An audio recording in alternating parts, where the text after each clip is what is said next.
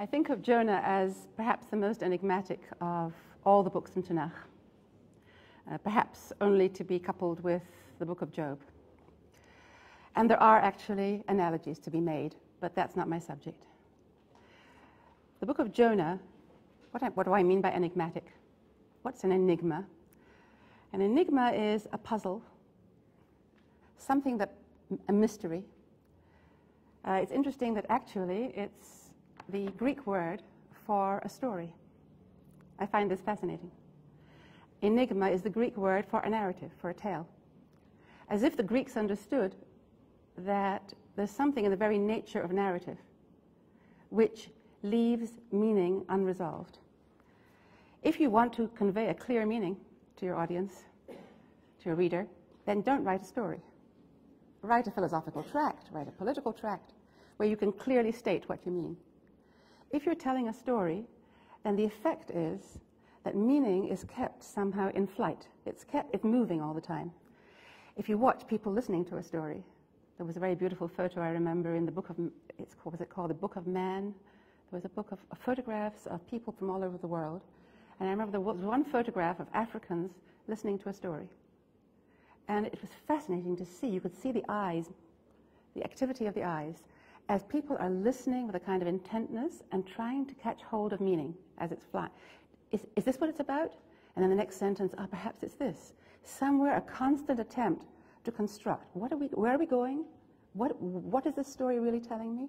And you know how stories can change in meaning as you come back to them. You come back to them a year later or a few years later, and you read them differently. It's as if the Greeks understood that there's an inherent elusiveness about stories. You have to work at them. You have to make the meaning to some extent.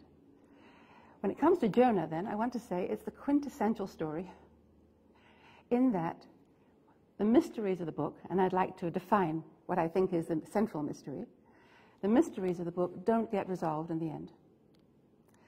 On the contrary, in the last chapter, where you would expect that finally we're going to understand something about these peculiar phenomena that we find in this book, actually what happens, it seems to me, is that the enigmas are reinforced.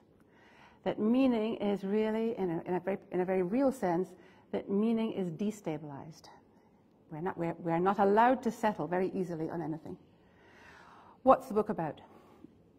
The book is about, you remember the story, a man called Jonah ben Amittai, whom God calls one day, he speaks to one day, and he says to him, rise up, kum lech al Nineveh, kum kra al Nineveh, rise up, cry out against Nineveh, for its evil has risen before me.